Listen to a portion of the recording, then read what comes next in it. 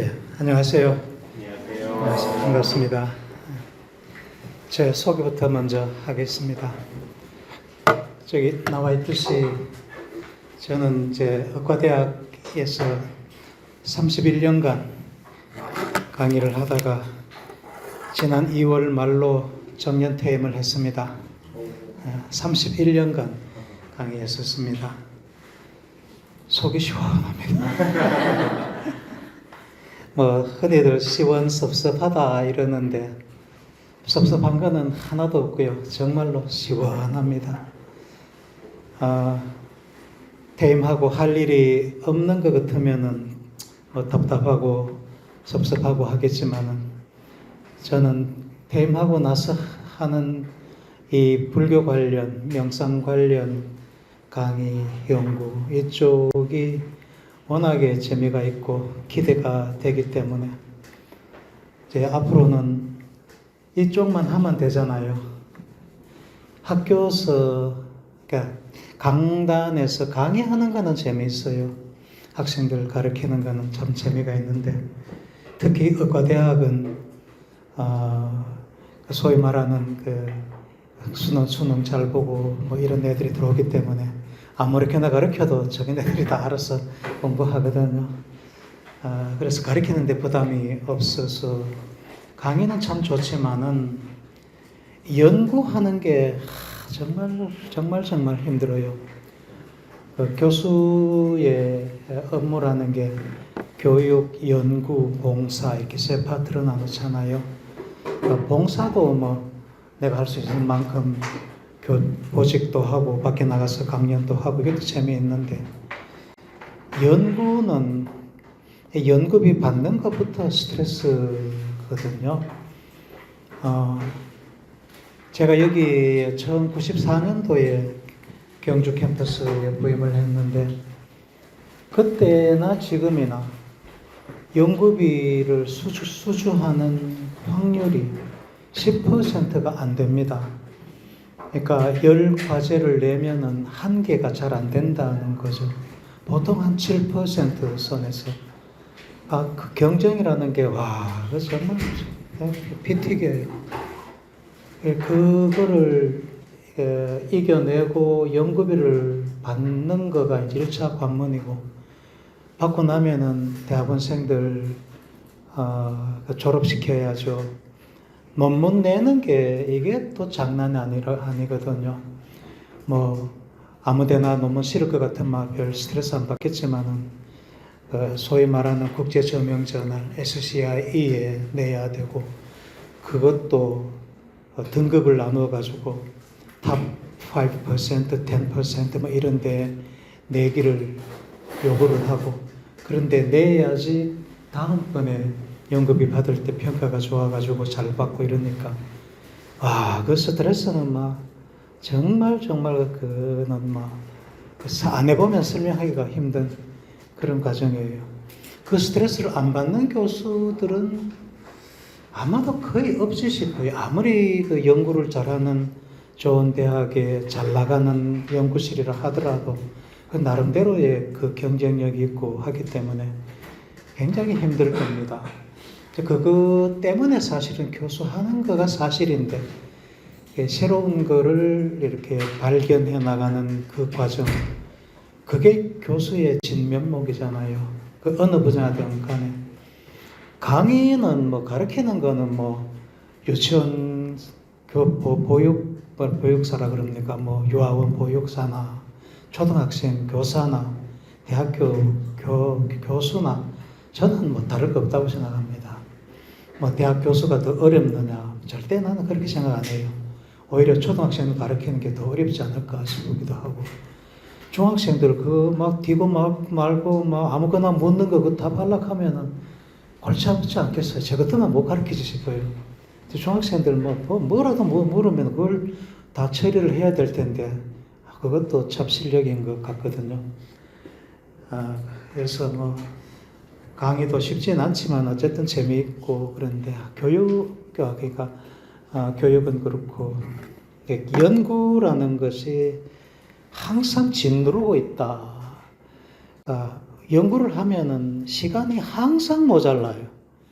이거는 연구를 하는 게 이제 끝이 없기 때문에 하나를 알고 나면은 그게 관련되는 다른 질문들이 몇 개가 쏟아져 나오니까 그 중에 이제 골라서 이렇게 하는 수밖에 없잖아요. 그거를 연구를 하고 논문을 쓰고 출판하고 하는 게 항상 시간이 모자랍니다. 그래서 저 같은 경우는 연구 하나 때문에 살았다고 해도 과언이 아닌데, 요일 개념이 없죠. 그래서 휴일 개념이 없고, 내가 피곤해서 쉬면 휴일이고, 일요일이 따로 있는 게 아니라, 휴일이 따로 있는 게 아니니까. 음성이 안 들리니까. 소리가 안 들려요. 예, 그렇고 학교 생활은 이제 그렇게 했고,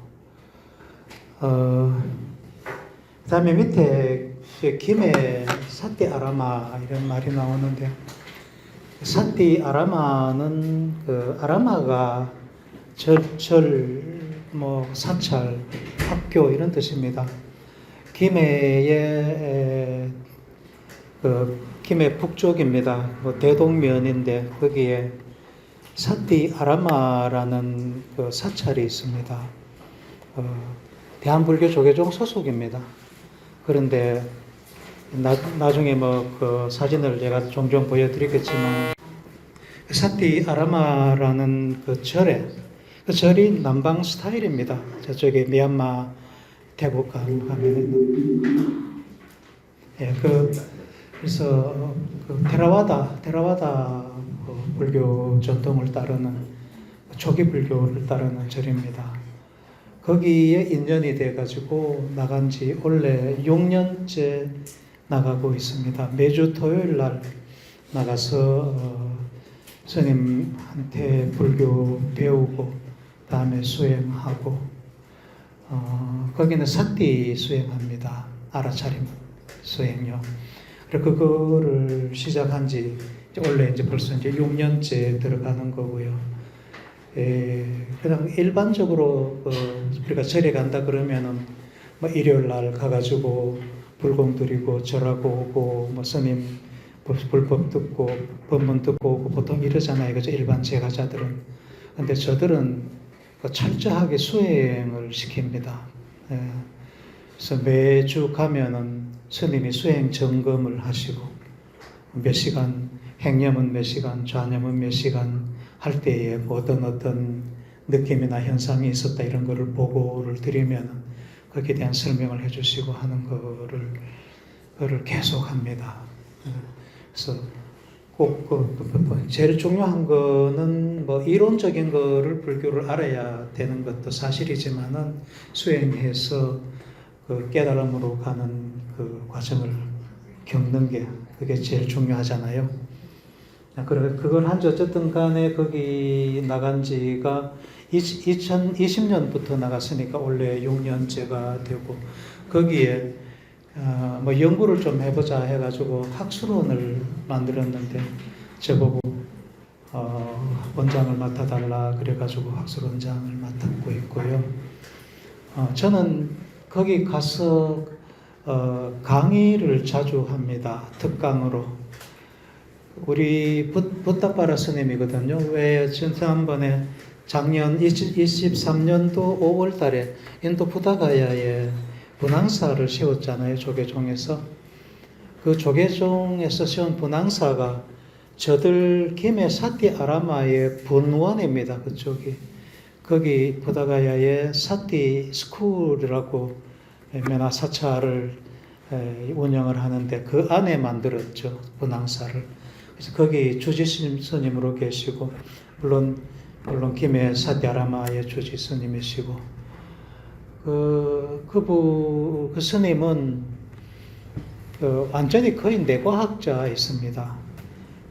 부처님의 가르침을 마음공학으로 해석을 하시고, 초기 경전인 니까야를 읽으시고, 부처님이 마음을 어떻게 이해했는지, 그 마음을 어떻게 잘 이렇게 관리를 해가지고 깨달음으로 가셨는지를 그렇게 내과학으로 설명을 하십니다. 제하고 만나기 전부터요.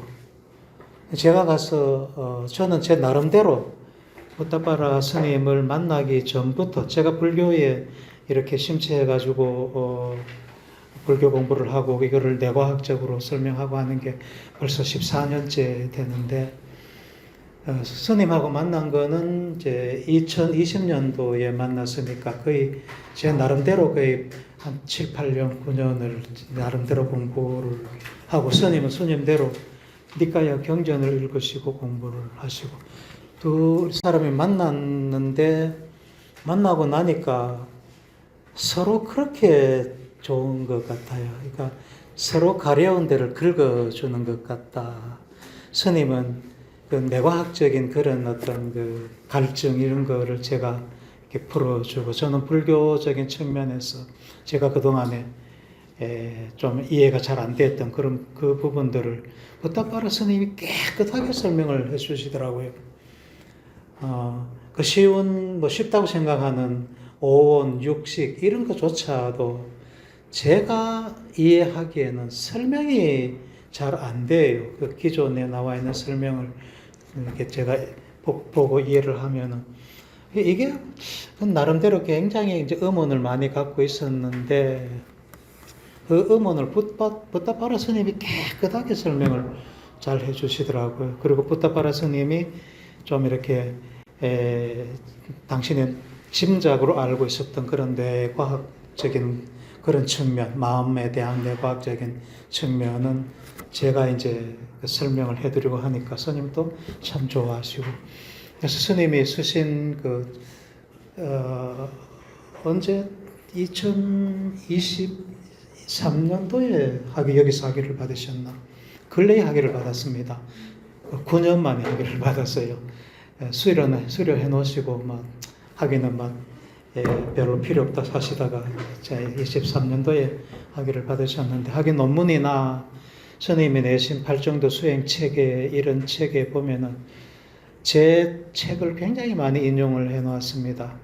제가 책을 3권을 냈거든요. 오온과 전오식하고 의근과 의식하고 부탁 깨달음의 뇌과학하고 3권이 나왔고 4월 달에 한 권 더 나옵니다. 22년, 23년도에 법부신문에 연재한 글, 붓다와 뇌과학이라는 내용이 제 책으로 대한불교조계종 출판사에서 책으로 엮고 있습니다. 다음 달에 출판할 예정입니다. 그래서 제 책을 이제 처음에 이제 낸 2권에서 거기에 마음을 이제 불교적으로 그 다음에 뇌과학적으로 제가 설명한 부분들이 많으니까 스님이 그거를 많이 인용을 하셨습니다. 그래서 저보고 우리 그 도반들한테 마음을 그러고 불교의 가르침을 뇌과학으로 설명하라는 그런 저한테 부탁을 자주 하십니다. 그리고 오늘 또 이제 그 자료에 보면 있는데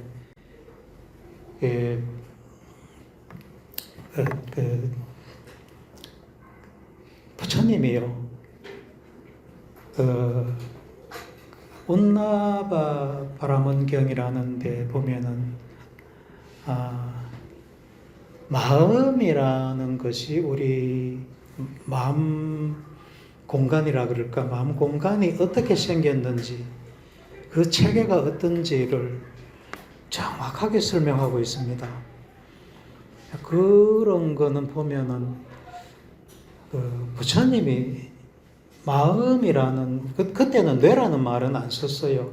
뇌가 어떤 기능을 했는지 부처님도 몰라셨는지 하여간 뇌는 언급을 안 하시는데 마음이 일어나는 그 체계 과정을 정확하게 설명을 하시거든요. 그런 거 보면 부처님도 거의 신경과학자였다. 그래서 저는 그럽니다. 이 세상에서 존재했던 그 누구보다도 훌륭한 그런 뇌과학자였었다, 부처님은. 저는 진짜 거짓말 하나도 안 보태고 지금도 그렇게 믿고 있습니다. 아직도 의식이라는 게 어떻게 일어나는지 현대 뇌과학자들도 설명을 못하고 있거든요. 그런데 부처님은 법경이 의건한테 포섭이 되면 의식이 일어난다 그랬거든요. 깨끗하게 그렇게 간단하게 설명을 하십니다. 그 뇌과학적으로 보면은 저는 그게 100% 맞다고 보고요. 불교의 그런 경전을 알고서 현대 뇌과학을 만약 의식을 연구하는 사람들이 봤더라면은 부처님의 그 말씀을 100% 받아들이고 그게 뭔지를 설명하는 쪽으로 할 텐데 아직 그렇지 않는 것 같아요. 그래서 제 소개를 조금 장황하게 했고요. 강의 전체 구성은 이 표로 한번 보겠습니다. 4차 산업혁명 연구하고 선하고의 관계인데 방점은 선이죠. 4차 산업이라는 거는 이제 그게 뭔지 이제 알아보자는 거고 4차 산업이 주는 우리 인간한테 주는 어떤 영향 그거를 선이 어떻게 개입해 가지고 우리 삶을 보다 더 평온하게 아름답게 행복하게 할 수 있을까 하는 그 관점에서 공부를 해보자 하는 겁니다. 그래서 산업혁명이 뭐라는지를 우선 알아야 될 거고 선이 뭔지도 알아야 되겠죠. 그래서 선은 불행하게도 저는 선에 대해 갖고 그렇게 많이 알지는 못하고요. 그저 제 나름대로 공부하고 들은 것 정도 가지고 선이 이제 4차 산업하고 어떻게 만나는지 그 교차점을 찾고 거기서 선의 역할을 찾아보려고 합니다. 4차 산업의 가장 큰 특징 중에 하나가 이제 이 AI의 등장이죠. 그래서 AI가 뭔지, 지능이 뭔지, 마음이 뭔지, 4차 산업에서는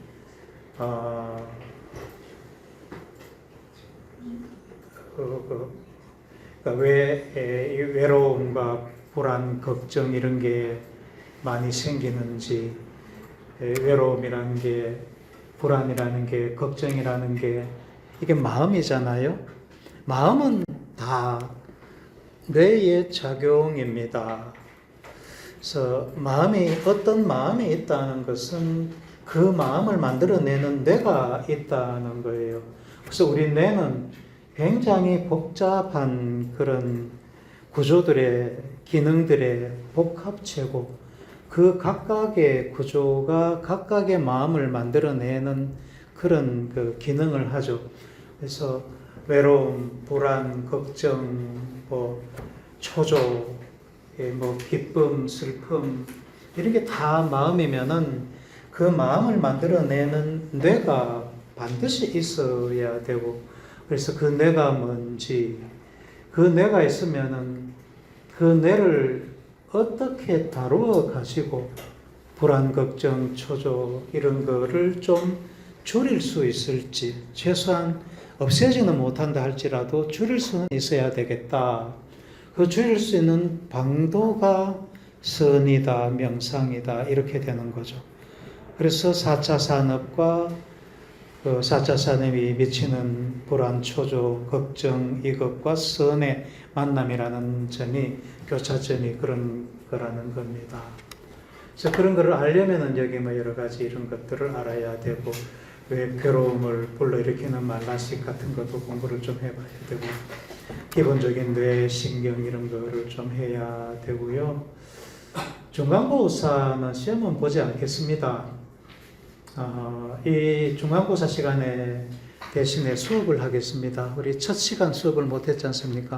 3.1절 연휴로 수업을 못했으니까 중간고사 시간에 수업을 하도록 하고 그 다음에 붙다가 본 마음 공간의 개천구조, 천개의 구조, 마음 오염, 번뇌는 어떻게 해서 끼어드는가 이런 거를 부파불교 시대의 17찰나설에 보면은 인식 과정이라고 해가지고 인식이 일어나는 과정, 마음이 일어나는 과정을 잘 설명해 놨습니다. 거기에 마음 오염이 어떻게 끼어드는지를 설명을 하고요. 그 다음에 깨달음이라는 게 뭔지, 그 깨달음이라는 컨텐츠가 뭔지, 그 컨텐츠를 만드는 뇌는 어떤 건지 참 어려운 질문이죠. 참 어려운 질문입니다. 많은 토론이 필요한 그런 부분이라고 생각을 합니다. 보따바라 스님께서 저보고 빨리 수행해가지고 그 도가에 들어가 봐라. 그래가 그거를 뇌과학적으로 설명해라. 특명이 떨어져 있습니다. 그래서 저 열심히 수행하고 있습니다. 이제 퇴임했겠다. 정말로 시간만 나면은 앉으려고 그럽니다. 제가자로서는 저만큼 수행하는 사람도 잘 없을 거예요. 근데 앞으로는 훨씬 더 열심히 해가지고 도가에 한번 들어가 보려고 합니다. 지난 2월 중순에 2월 말에 수불 스님께서 간화선 서울에서도 일주일간 집중 수행했죠. 그저 프로그램 여기에서도 했는데 경주에서도 열어달라고 간청을 해가지고 경주에서도 했습니다. 저도 당연히 참여를 했죠. 동참을 해가지고 간화선이 뭔지 그동안에 뭐 설명은 많이 들었는데 간화선은 직접 동참을 해보지 않으면 사실은 설명하기가 거의 불가능한 것 같아요. 그저 화두 잡고 화두를 의정으로 만들어 갖고 뭐 집중한다 이러는데 설명은 그게 사실 다죠. 다인데 직접 하면서 스님하고 이렇게 스님의 법문을 계속 일주일간 듣고 질문하고 하면서 그렇게 설명을 하지 않으면 간화서는 설명하기가 좀 거의 불가능한 것 같아요. 그래서 항상 스승을 두고 하라 그러잖아요. 그렇지 않으면 잘못 삼천포로 빠진다고 그러죠. 그래서 항상 선지식하고 이렇게 같이 스승을 두고 수행하라고 그러는데 저도 어쨌든 경험은 해봤습니다. 그래서 마지막에는 저도 뭔가 느낀 게 있는 것 같아가지고 서불 스님한테 가서 이제 말씀을 드렸더니만은 맘만 받고만 이러더라고요. 예, 마지막에 이제 어떤 그 경지를 뚫고 들어가는 그 단계를 뚫고 들어가야 되는데 안 죽으니까 겁먹지 말고 들어가라 몇 번이나 그러시더라고요. 법문하실 때마다 일주일 동안 법문하실 때마다 그 말씀 하시더라고. 안 죽으니까 걱정하지 말고 뚫고 들어가라고. 그런데 직접 해보니까 못 뚫고 들어가겠습니다. 겁이 나서. 잘못하면 죽을 것 같은 느낌. 야, 이러다가 내 죽는 거 아닌가 싶더라고요. 그런 느낌을 가진 같이 했던 분들이 몇몇 있더라고요. 근데 그거를 걱정하지 말고 뚫고 들어가라. 그게 간화선에서 어떤 깨달음을 들어가는 거다. 아마 그렇게 얘기하시는 것 같아요. 저는 들어가 보지는 못했고 문 앞에 갔다가 나왔습니다. 다음에 한번 기회가 있으면 한 번 더 참여하려고 합니다. 혼자서는 하지 말라고 그러니까 혼자서는 안 하겠습니다. 저는 사티 수행을 하고 있으니까 사티 수행도 결국은 같은 데 가는 거라고 저는 봅니다.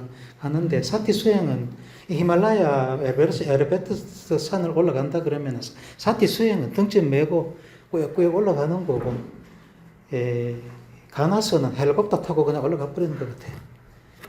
제 표현이 맞을 거예요. 아마 그런 것 같아요. 일주일 동안 집중 수행하면 된다고 하시고 저도 해보니까 문 앞에까지는 가본 것 같으니까 다음에 하면 올라갈 것 같아요.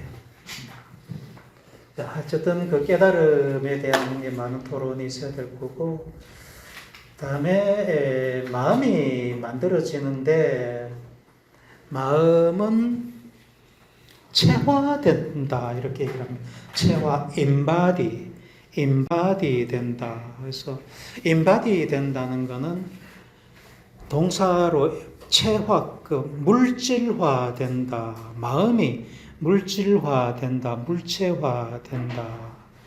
그 마음이라는 것은 그래서 마음이 일어나면은 그 마음은 물질로 만들어져서 물질로 축적이 되고 그 축적된 게 나의 현재의 마음이다.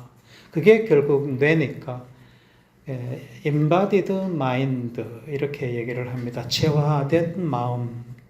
그 체화된 마음이 어떻게 해서 체화될까, 만들어질까? 결국 기억이 쌓이는 겁니다. 학습이 일어나고 기억이 쌓이는 거고, 유식불교에서는 이걸 혼습된다 그렇게 얘기를 했죠. 혼습된다.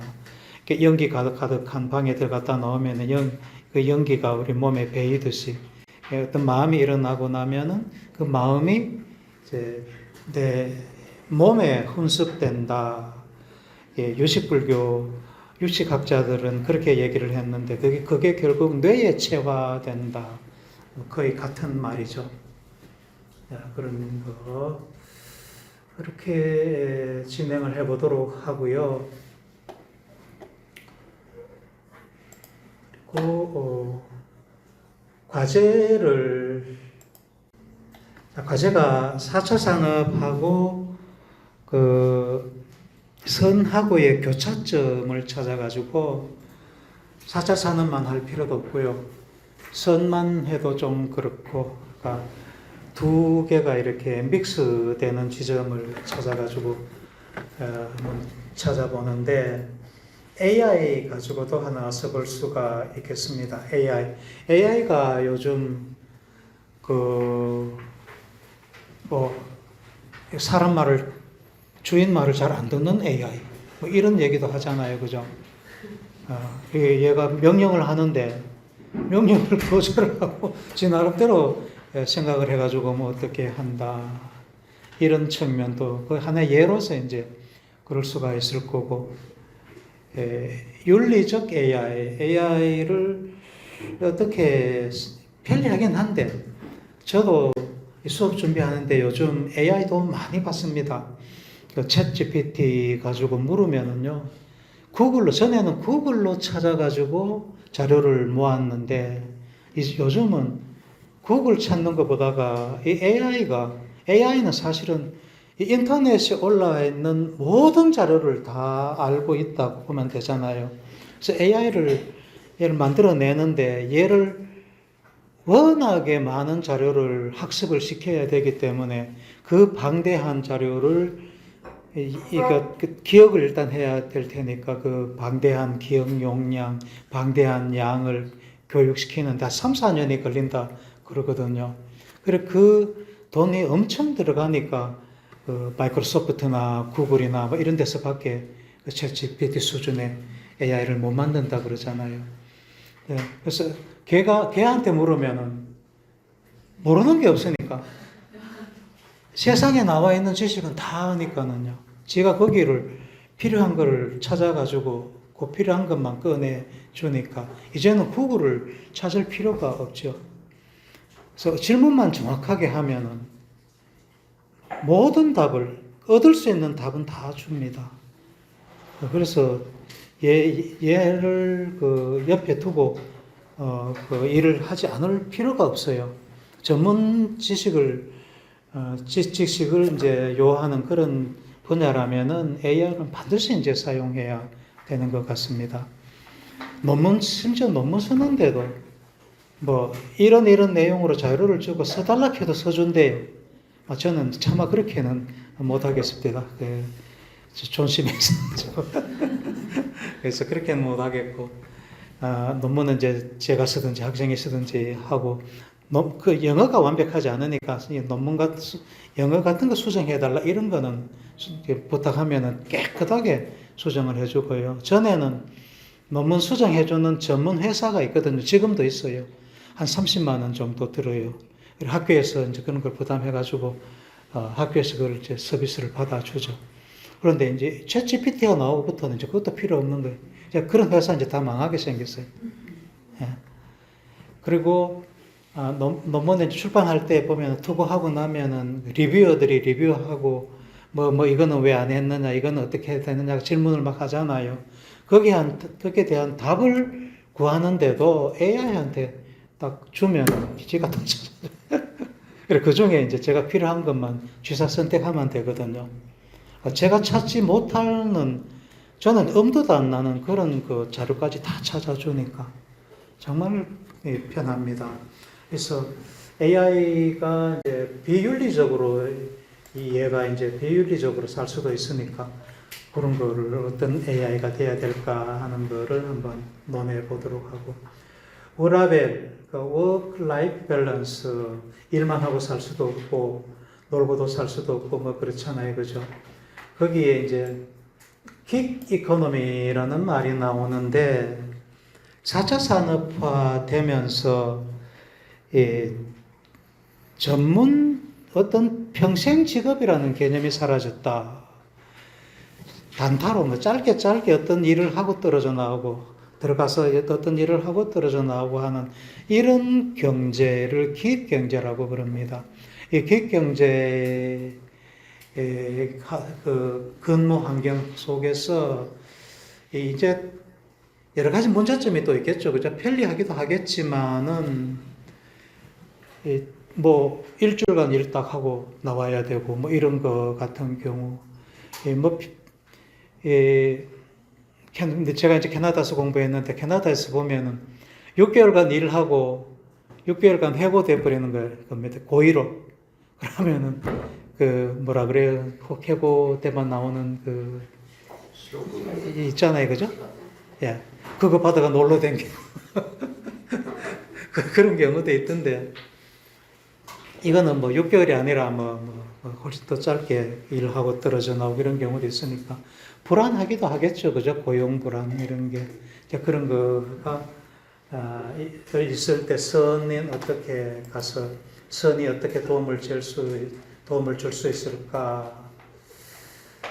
다음에 지속 가능한 기술, sustainable technology, 자연과 조화를 이루어야 되는 기술, 그런 거 하고 선하고,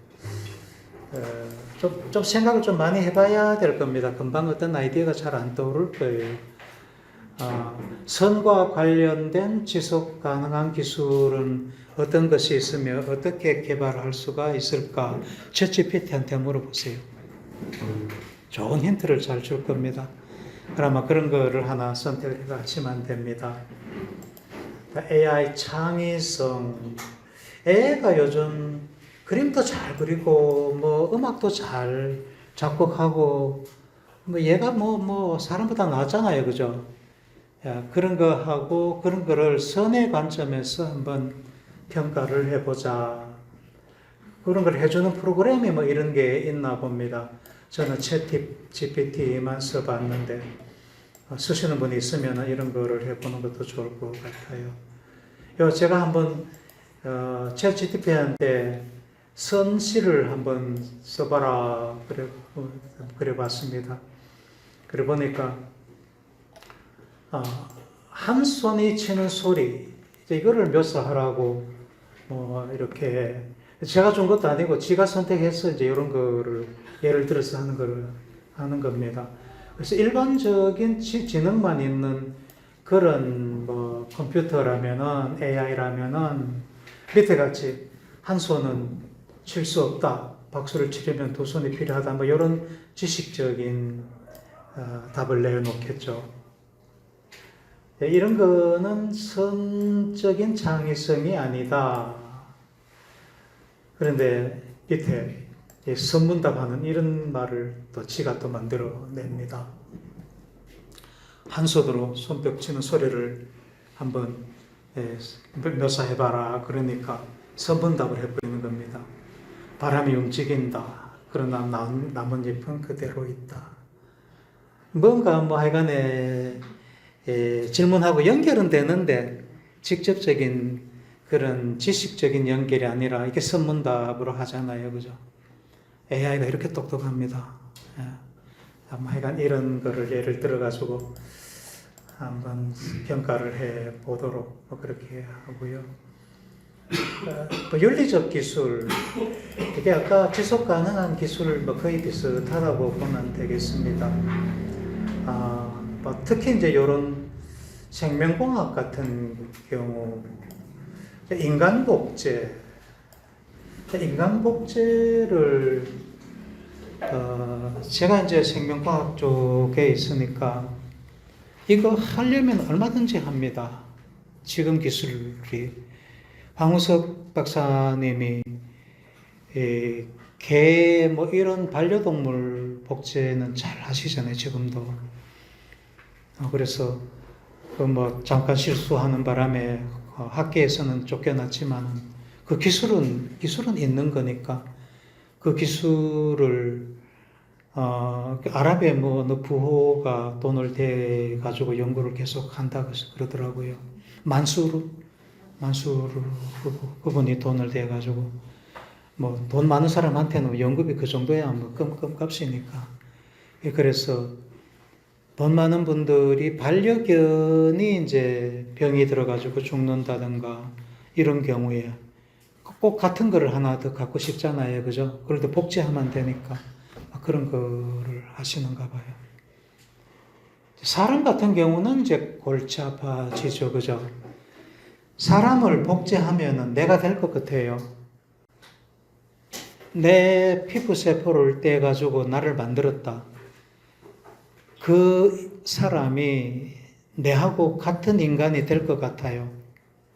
모양새는 거의 비슷할 겁니다. 그죠? 그런데 마음이 그 사람의 지성이나 뭐 성격 이런 것들이 내하고 같을 것 같아요.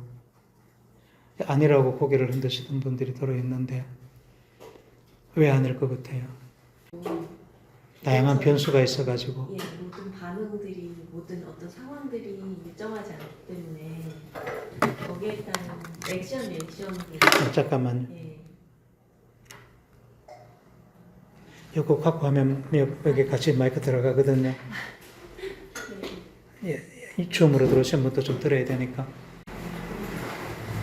그러니까 쌍둥이도 다른 인격체로 보잖아요. 쌍둥이하고는 다른 개념인데 겉모습이나 이러한 부분은 같을 수 있고 어쩌면 기질적인 부분도 닮을 수 있지만 인간은 끊임없이 외부 환경에 따라서 변화하기 때문에 어떤 상황에 노출되느냐에 따라 이게 다르게 어떤 세포들도 항상 매번 다르게 변화하잖아요. 예. 그러한 어떤 계속되는 변화 이걸 뭐라고 해야 될지 모르겠는데 그러한 것들 때문에 결코 같을 수는 없다고 생각합니다. 예. 상황이 다르기 때문에 각자 사는 상황이 다르기 때문에 각자 성장한 결과가 달라진다. 정답입니다.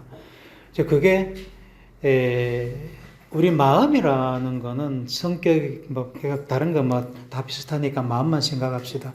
마음이 어떻게 만들어지느냐 하면은 마음이 체화된다 그랬잖아요. 내가 A라는 환경에 가서 A라는 삶을 살면은 A로 체화가 되고 마음이 그 A의 뇌가 되고 B라는 환경에 처해 가지고 B라는 삶을 살면은 B라는 마음이 체화돼 가지고 마음이 B가 되거든요. A와 B가 환경에 따라서 다르단 말이에요. 그래서 마음은 태어날 때부터 만들어진 마음이 나오는 게 아니라 내가 살면서 내 마음은 내가 만든단 말이에요. 성격 마찬가지죠. 그죠? 그렇기 때문에 내하고 똑같은 DNA로 세포로 내 같은 똑같이 생긴 아마도 거의 똑같을 거예요. 그죠? 똑같이 생긴 인간은 하나 만들 수 있지만은 그 인간의 본질인 마음은 절대로 내하고 같은 인간을 만들 수가 없다.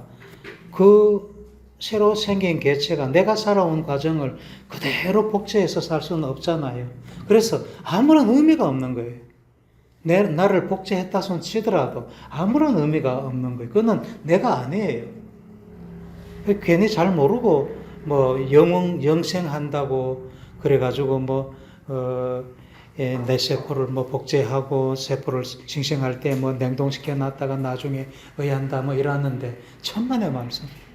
알면은 절대로 그런 생각을 하지를 못하죠. 반려견 같은 건 다르죠. 반려견은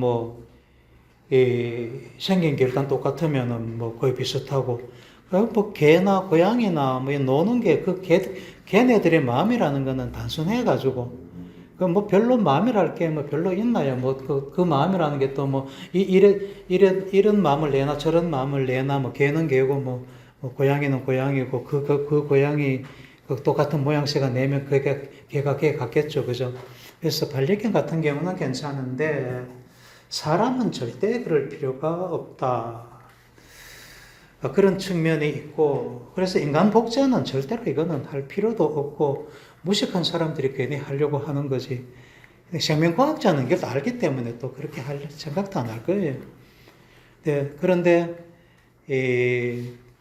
유전자를 교정하는 것, 요즘 유전자 가위라는 기술이 나와가지고 DNA 염기 순서가 있으면은 어떤 그 돌연변이 때문에 어떤 병이 일어날 확률이 있잖아요. 그죠? 그거를 태아 때 그걸 바꿔버릴 수가 있다. 수정난 때 뭐 바꿔버릴 수가 있다.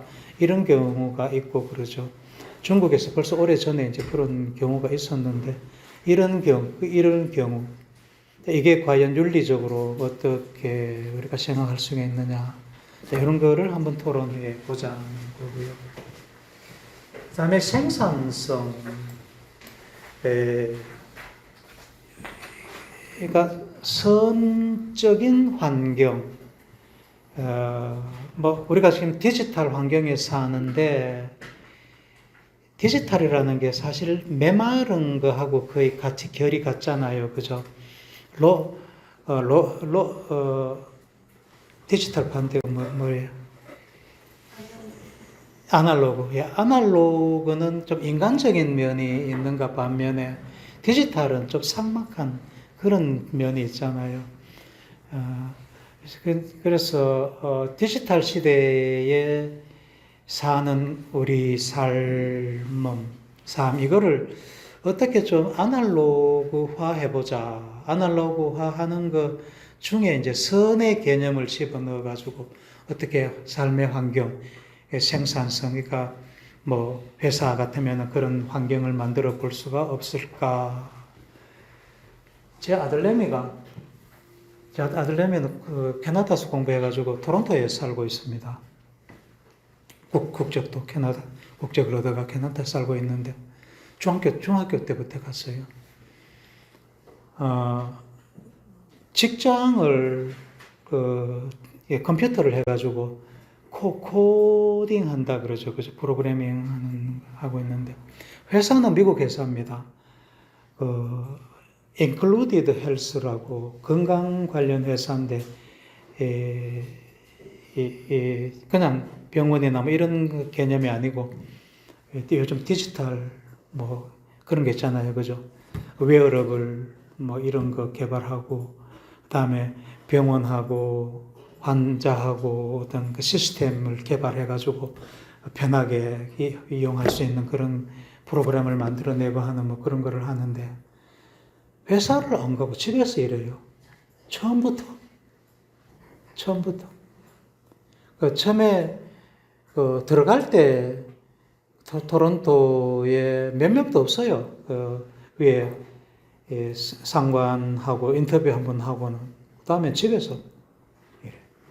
과연 그게 어떻게 보면 편하지만, 그게 인간한 다음 배려나 싶은 생각이 들어요.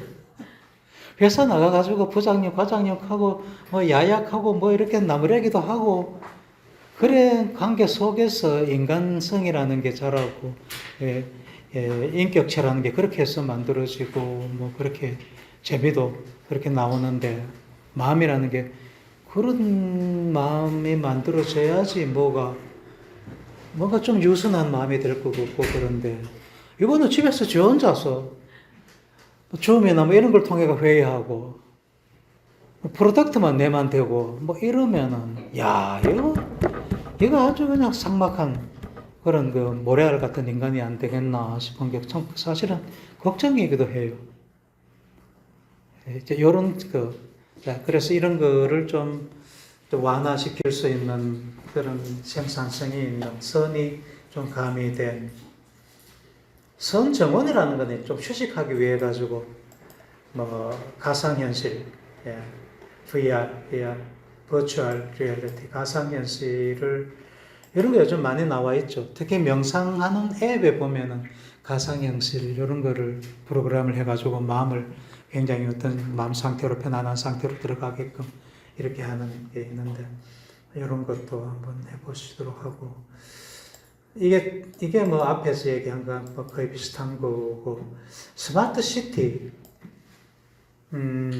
뭐 서울에 여기 우리 동국대학교에 들어오면은 동국대학교에 어디 만해공원 가면은 거기에 뭐 그 앱이 그쪽에 뭐 어떻게 연결이 돼 가지고 휴대폰만 열어놓으면은 만해 선생님에 대한 뭐 어떤 얘기가 나오고 뭐 이런 식의 어디 가면은 앉아서 좀 편안하게 명상할 수 있도록 그런 장소도 제공하고 명상할 수 있는 앱 뭐 그런 것도 틀어줄 수가 있고 하는 그런 거. 그런 것도 한번 선택해 볼 수가 있고 뭐 컴퓨터를 잘 하시면은 직접 앱도 한번 만들어 보시고 컴퓨터 휴대폰의 앱으로 명상하는 앱 뭐 수도 없이 많이 나와 있죠, 그죠? 나와 있는데 직접 한번 뭐 해보셔도 좋고 이런 거를 아마 뭐 하셔갖고 기말이 되기 전에 한번 제출해 봅니다. 그래서 우리 수강생들이 너무 많아가지고 내과학에 좀 갈증이 생겨 있는 것 같아요. 다른 교수님들한테 내 욕먹는 거 아닌가 모르겠어요. 예, 그래서 너무 많아가지고 다 발표하기는 좀 불가능할 것 같고 꼭 하고 싶다고 하시는 분 우선으로 하시고 제가 또 선택해갖고 또 부탁을 할 수도 있고 그렇게 끝에 가가지고는 학생 발표 시간을 많이 갖도록 하겠습니다. 사실은 이 불교가 마음 공부잖아요, 그죠? 마음 공부고 마음은 뇌이기 때문에 여기 이제 뭐 내가 아닌 마음도 있다 이런 생각은 여기서는 하지 마세요. 이 수업 시간은 불교 공부, 불교 수업이 아니고 뇌과학 수업입니다. 그래서 과학 수업이니까 단지 불교하고 요거 같으면은 4차 산업학을 같이 엮어가지고 뇌과학적으로 본다는 데 방점이 있는 거니까 뇌과학 범주를 벗어나는 마음 영역 이거는 뭐 잠시 접어두시고 그거는 뭐 불교 공부 시간에 하시고요. 그래서 불교를 마음과학, 뇌과학으로 접근을 하고 설명을 해야 되는데 당연하잖아요. 마음 공부니까. 근데 여태까지 뇌과학자가 불교를 설명하는 경우가 뭐 우리나라만 해도 제 앞에 뭐 그렇게 한다고 하는 사람이 있는 줄로 나도 알고는 있는데 제가 볼 때는 아닌 것 같아요. 외람되게도 저는 이제 그렇게 얘기를 하는데 저같이 진짜 뇌과학자가 불교를 설명하는 경우는 제가 처음이지 않나 싶어요. 컴퓨터 쪽에서 공부하는 사람들이 뇌과학으로 이제 아주 인기 있게 설명한 사람들이 들어있죠, 그죠? 컴퓨터 쪽에서 뇌를 설명하는 사람들. 근데 그거는 뭐 틀린 거는 아니지만은 마음이라기보다도 그거는 컴퓨터의 응용적이고 마음을 뇌로 설명하는 경우는 그렇게 흔치 않은 것 같습니다. 그래서 제가 가서 불교를 뇌과학적으로 명상을 뇌과학적으로 설명하면 그렇게 신기해가지고 이렇게 듣고 있어요. 그동안에 좀 갈증 같은 거를 제가 조금 해소해 준다는 느낌이 들어요. 앞으로는 제가 어떤 마중물이 돼가지고 많은 뇌과학자들이 나아가 잘 설명할 거라고 생각을 합니다. 첫 시간 개요는 이렇게 하고요. 그 다음 시간, 두 번째 시간에는 조금 더 구체적으로 이런 거를 예를 들면서 이제 PPT, 파워포인트 내준 거를 설명하도록 하겠습니다. 10분간 쉬겠습니다. 질문 있으시면 다음 시간 시작할 때 하세요. 예, 전체 강좌를 뭐 다 아우르지는 못하지만은 상당히 많은 부분이 포함되어 있으니까 이거 빨리 한번 수하고 한 시간 정도에 하고 끝내도록 하겠습니다. 앞으로도 계속 줌 수업 같이 합니다. 그래서 꼭 여기까지 안 나오셔도 여차하면은 어디 편한 장소에서 들으시면 됩니다. 그리고 이게 녹화가 되거든요. 줌에서 자동적으로. 그래서 줌의 음성이 깨끗하면은 줌 음성 그대로 올릴 거고, 그렇게 깨끗하지 않으면은 이걸로 또 녹음도 하고 있으니까 같이 해갖고 올리도록 하겠습니다. 조금 이해가 잘 안 되는 부분은 그래서 돌려가면서 볼 수가 있으니까 참 좋습니다. 4차 산업혁명이라는 말을 하는데 1, 2, 3, 4차 산업 이렇게 얘기를 해야 되겠죠. 18세기에 영국에서 일어난 1차 산업혁명, 전기기관 혁명, 2차 산업, 전기혁명, 3차 산업, 컴퓨터혁명, 4차 산업은 정보혁명이 됩니다.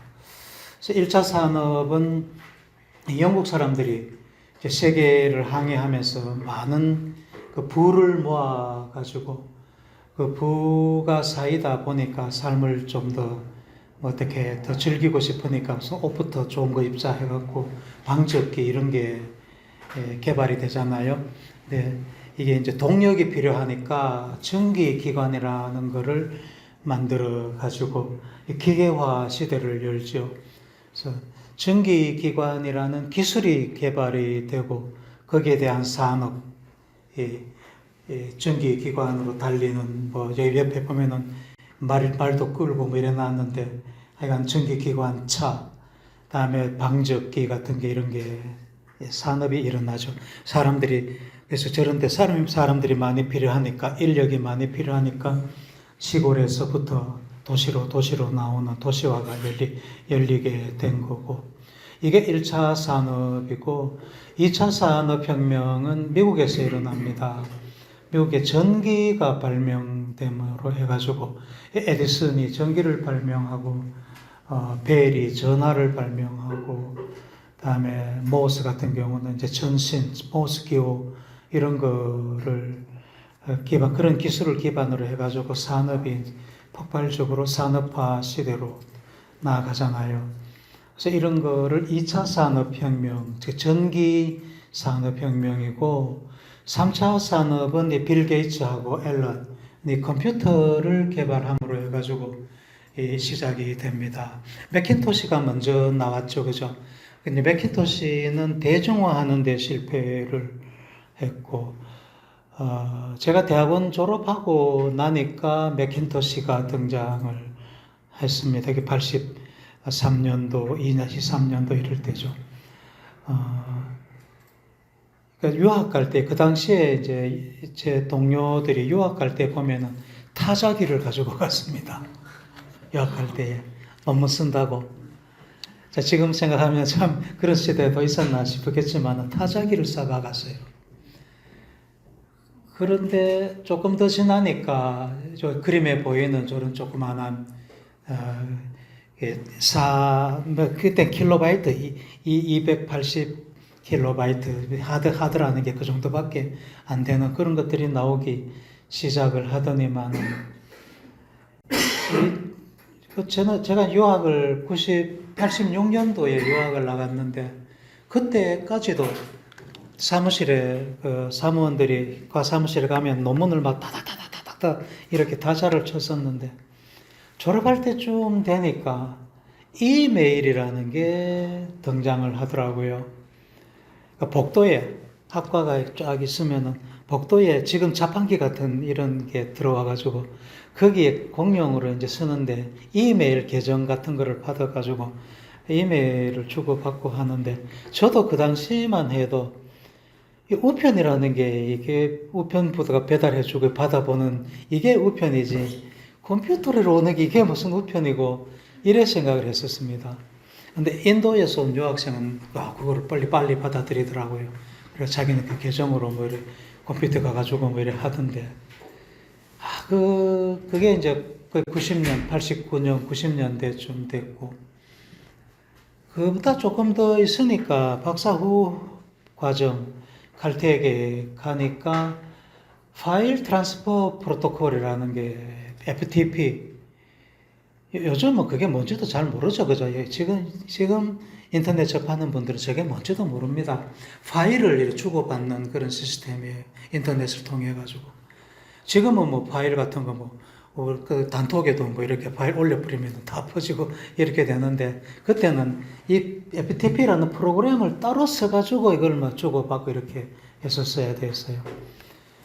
그러다가 박사 후 과정, 그러니까 92, 3년 이렇게 되니까 월드와이드 웹이 나오더라고요. 저게 이제 대중화시키는데 결정적인 역할을 했죠. FTP다, 그 당시에 이메일이다, 이런 거는 컴퓨터를 할 줄 아는 사람들만 썼고, 더 월드와이드 웹, 이거는 대중화로 이제 아무나 좀 쉽게 접근할 수가 있는 거니까, 이때 네이버 창업한 이혜인 씨라든가 다음 창업한 이재용 씨, 이런 친구들이, 이 친구들이 이제 시대를 잘 만난 거죠. 시절 인연을 참 잘 만난 거죠. 자기네들은 그때 이게 뭔지를 알았고 그 기술을 구현할 수가 있었고 그 확장성을 예견을 했고, 그래가 어디에선가 우리나라의 유명한 무슨 그 비즈니스 포럼 같은데 이혜인이라는 이 친구가 가서 칠판에 여기다가 W를 갖다가 세 개를 커다랗게 이렇게 썼다는 그런 일화가 있어요. 이게 그때 사람들은 저게 뭔지를 몰랐죠. 미리 알았더라면은 되게 다 돈방석에 다 앉았겠죠, 그죠? 뭐라 그래요? 좀 사이트만 먼저 선점을 했어도 만약에 삼성 같으면은 삼성닷컴 이것만 자기가 먼저 챙겨놨어도 그 얼마나 비싸게 팔았겠어요, 그죠? 그런 식의 눈을 그랬다. 이게 완전히 그 노다지였었는데, 눈이 밝은 사람들한테는 노다지였고, 눈이 어두운 사람한테는 저게 뭐고 싶었고, 뭐 그랬죠, 그죠? 그래가 이제 90년도 초반부터 해가지고 월드와이드웹이 퍼지기 시작했습니다. 그런 컴퓨터가 개인 컴퓨터가 생기기 시작하고 그런 소프트웨어가 만들어지기 시작한 세상을 확 바꿨죠. 컴퓨터 때문에 얼마나 사회가 바뀌었고 편리해졌습니까? 그게 손에 들어온 컴퓨터가 이제 휴대폰이 됐잖아요. 손에 들고 있는 휴대폰, 이게 손 컴퓨터잖아요. 이 혁명, 이게 3차 산업혁명이었고 컴퓨터 혁명이었고, 4차 산업혁명은 특별하게 어떤 기술이 나타났다기보다가도 기존의 기술이 굉장히 획기적으로 발달했다. 컴퓨터도 그 성능이 무지막지하게 발달을 해가지고 데이터를 다룰 수 있는 데이터량이 엄청난 데이터를 다룰 수 있다. 빅데이터를 다룰 수가 있다는 거. 그러니까 작은 데이터를 다룰 때하고 빅데이터를 다룰 때하고는 퀄리티가 달라져. 양이 질을 결정하죠, 그죠? 양이 질을 결정합니다. 요즘 우리의 삶이 휴대폰, 이거 내 개인적으로 보면은 그냥 내가 편하게 사용하는 거지만은 사회로 보면은 내가 어떤 특정한 일을 저질렀을 때 그건 우리 사회 문제가 되잖아요, 그죠? 사회 문제로 보면은 이게 정보 제공이잖아요. 이 정보 제공이 제 혼자만 하는 게 아니라 이 구성원들이 다 하고 있잖아요. 이 많은 데이터를 처리할 수 있는 그런 기술, 이런 거는 일반적인 어떤 하나의 기술이 있다고 해가 되는 게 아니고 그 기술의 어떤 단계를 넘어가는 기술이 생겨야 되는 거죠. 중국 여행해 보셨죠? 요즘 가면은 교차로에 가면은 막 팍팍팍팍 하면 사진 다 찍죠, 그죠? 차 움직이는 것 다 정보화 한다는 거잖아요. 와, 끔찍하더라고요. 이제 지난 크리스마스 때 저 칭다오 가봤는데 갈 때마다 뭐 교차로에 서가 있으면 팍팍팍팍 찍대요. 그죠? 그 많은 데이터를 왜 알았는지 그 처리한다고 생각해 보세요. 그 사진 한 개 몇 메가바이트가 됩니까? 그거를 그 많은 거를 다 처리를 하려고 그러면 어쨌든 그런 것까지도 이제 다룰 수가 있다. 그래서 4차 산업이라는 거는 3차 산업의 연장선인데 그 어떤 그 퀄리티가 달라졌다. 빅정보 이런 게 가장 도드라지게 특징적으로 나타나는 게 이제 AI의 등장이죠. AI 때문에 이제 AI 이 친구가 이제 전에는 남의 저쪽에 있는 AI인 줄 알았는데 이제 여기 와 있어요. 이게 내하고 같이 살아야 돼 이제는요. 내 삶에 이제 내 가장 중요한 하나의 친구가 돼버린 것 같거든요. 저는 뭐 요즘에 일할 때 AI 없으면은 정말 답답한 것 같아요. 뭐라도 자료 이렇게 준비하고 뭐 하다 보면은 의심만 하면 AI한테 물어보면 되니까 대답 잘해줘요. 우리말로 해달라고 하면 우리말로 해주고. GPT-4 쓰시는 거예요? 4, 예. 돈은 좀 줘야 돼. 한 달에 한 3만 원 정도 줘야 돼. 무료로 쓰시는 AI, 챗GPT도 3만 원, 줌도 3만 원, 한 6만 원씩 맨날 갖다 받죠. 구글이라는 친구들이 다 그걸 하잖아요. 쓰는 사람이 얼마나 많겠어요. 그래서 구글은 뭐 자기네들이 따로 선전을 하나도 안 해도 돈벌이가 그렇게 잘 되잖아요. 그래서 AI가 뭐라고 하면 미안하다고 그래요. 그래밖에 못 찾니까 미안해. 교수님 양쪽 걸 쓰신다 그러잖아요. 예. 구글 거하고 마이크로소프트 거요? 아니 구글 거 써요. 그러면 이제 두 종류 쓰시는 거잖아요 지금. subscribe. 양쪽이 답이 다르게 나와요? 아니면 어떤 쪽이 더? 아니 다른 AI는 오픈 AI 뭐 거기서 하는 거 그게 구글로 흡수돼 가지고 그냥 그걸 구글이라 그러죠. 구글 챗 GTP로 나온 거잖아요. 근데 지금 다른 데 거는 안 써요. 아니 지금 3만 원, 6만 원 아니, 나와요. 난 줌.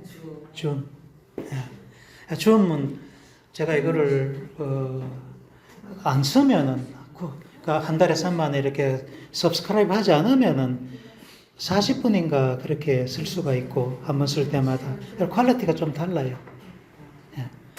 그러고 챗GPT도 서브스크라이브 하면 구독을 하면은 4O를 제공을 하고 구독 안 하면은 3O를 제공하죠, 그죠? 그 조금 다릅니다, 퀄리티가. 4O는 이게 데리고 있을 만해요. 4차 산업이 오면서 이제 확 영향력이 이렇게 커지고, 그 다음에 이 주기가 굉장히 점점 짧아지죠. 그죠? 처음에 1차 산업혁명은 오래 지속됐는데, 2차는 더 짧고, 3차 더 짧고, 4차 더 짧게 일어났고, 5차는 뭐, 언제 또 올지 아무도 짐작을 못 하겠죠. 그죠? 예.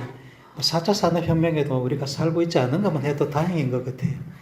이 4차 혁명 시대에 태어난 우리 애들 같은 경우는, 얘들 어디에 살아갈까 싶은 게 걱정 안 돼요. 지금 뭐를 하고 살면은 재밌고 편안하게 살 것 같아요. 딱 안 떠오르죠, 이제는. 전에는 소위 말하는 사자 달린 직업을 가지면 편안하고 잘 산다, 이렇게 생각했는데, 이제는 의사들요, 이 닥터 왓슨 때문에 다 깨져방이 다 났어요. AI가 우리나라에 AI 닥터 하나만 있으면 안 돼요. 사실은 이제는 우리나라 병원에서 일어나는 모든 것을 지가 다 처리할 수 있다고요. 병원에서는 이게 맞는지 안 맞는지 확인만 하는 의사들 몇 명만 있으면 안 돼요. 수술 AI 로봇이 다 하는데 프로그램만 넣어놓으면 쥐가 다 하는데. 요즘 의정 사태로 해가지고 이놈아들이 학교에 안 들어오거든요. 작년 같은 경우에 우리 의과대학이 50명, 49명 정원인데 9명이 나왔어요. 1학년 같은 경우에. 2학년, 3학년은 아예 안 나오고, 의학과는 잘 모르겠다만. 1학년은 9명이 나왔는데, 어쩔 수 없이 나와야 되는 친구들이 나왔는데, 올해 같은 경우는 2명 나왔다 하는가, 그렇게 하고 있어요. 저는 퇴직해가 잘 모르는데. 근데 뭐, 저들 그렇게 봐야 AI 때문에 어차피 의사들이 이제 골로 다 가요. 의사 자격증 받아가 달리 해가서 살 걱정해야지. 지금 같은 이제 로컬 개업해갖고 산다. 다른 직업 보다가는 그래도 짜면은 더 벌지는 몰라도 옛날같이 그렇게는 아닙니다, 이제는. 그래서, 그럼 도대체 뭐 하고 살아야지 재밌게 잘 사나? 참 답답한 것 같아요. 예. 답이 있습니까? 없습니다. 네 하고 싶은 대로 하고 살아라. 이제는 굶어 죽지는 않는다. 밥은 나라가 다 먹여주니까는 네 하고 싶은 대로 하고 살아라. 이렇게밖에 조언해줄 게 없는 것 같아요. 그런 거고요. 그래서 4차 산업사회에 대한 유튜브를 찾아보면 이렇게 많이 나옵니다. 아까 얘기했죠. 스마트시티, 드론 산업이 또 많이 발달을 하죠. 그죠? 웨어러블. 그리고 요즘은 다이아베틱스, 당뇨 있는 사람들, 여기 이렇게 패치 부치가 있으면은, 나오잖아요. 그죠? 이렇게 맛있는 거, 맛있다고 한 개 먹으면, 기겁을 하고, 이렇게 한번 가고. 웨어러블이죠, 그게. 다음에 여기도 차고 있으면 건강 체크 다 해주는 거 많잖아요, 그죠? 그런 거. 우리 아들이 하는 것도 결국 저런 쪽이죠. 자율주행. 예. 경주에서도 자율주행 시범하고 있더라고요. 다음에 인공지능 로봇. 다음에 골치 아픈 게 이제 100세 시대. 100세 시대. 이 생명이 의술이 좋아져가지고 생명이 연장됐다는 사실 하나는 좋은데 건강한 생명이 연장이 돼야 되지. 저 어머니 90대입니다만은 장모님도 90 조금 넘으셨고 장모님, 어머니 우리 집 사람이 다 모시고 있어요. 대단하죠? 야, 대단합니다. 장모님은 옆에 따로 계시다가 이제 요양원에 들어가셨고 어머니는 벌써 10년 이상 모시고 있어요. 우리 집 사람과 불만 안 하고 모시고 있어요. 대단해. 근데 보면은 우리 어머니, 예를 들면 우리 어머니, 우리 집사람이 어디 나갔다가 안 들어오면은 대만 부엌으로 들어갑니다. 내 밥에 먹이려고. 제발 좀 그러지 말라고. 내 먹고 싶으면 내 먹고 그런다고. 안 많게도 안 돼요. 안 돼요. 그 다음에 화장실 쓰고 나오면 불 안 꺼요. 암만 끄고 나오라 해도 안 돼요. 어떤 때는 뜨거운 물 콸콸콸콸 내려놓고 나와버려요. 예. 퇴근하고 가보면 몇 시간 틀어놨는데.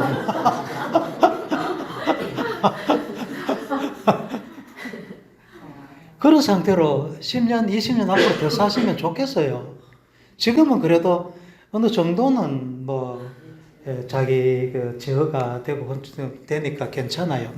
교회도 나가시고 그래 하시는데 저게 조금 더 나빠져 버리면 이제 골치 아파지잖아요. 소위 말하는 치매. 예. 치매를 결국 늦추자는 건데 치매 늦추는 게 문제가 아니고 치매는 늦어진다고 하더라도 그러면 우리 몸에 그 근골격계 시스템, 심혈관 시스템은 그러면 계속 좋습니까? 그거 아니잖아요, 그죠? 결국은 병을 가지고 오래 살아야 된다는 건데, 이거 진짜 문제라요, 앞으로는. 예. 결국 좋은 거 아닌 것 같아요. 그래, 오래 그래 가지고 사는 거 보면은, 아이고, 빨리 어디 가가지고 칵 죽어버리는 게 제일 낫다. 사는 게 아닌 것 같아요. 그렇고요.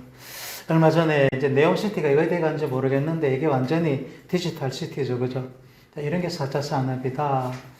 4차 산업 시대가 일어나는 거는 기술이 먼저 일어나죠. 그죠? 기술이 먼저 일어납니다. 기술을 개발하는 거는 이제 기초과학이고요. 기술이 일어나면은 그 다음에 과학이 발달해서 기술이 생기는 거고 그 기술을 사용해 가지고 산업이 생기는 거죠. 항상 그 기초 과학이 제일 밑바탕에 깔리고 거기서 기술이 개발이 되고 기술을 기반으로 해가지고 산업이 일어나는 건데 4차 산업 시대에는 빅데이터, 그 다음에 이 정보가 서로 잘 연결이 되다 보니까 커넥션, 연결화된다. 너와 내가 이제 비밀이 없어졌거든요. 내 삶이 나도 모르게 다 노출이 된단 말이에요.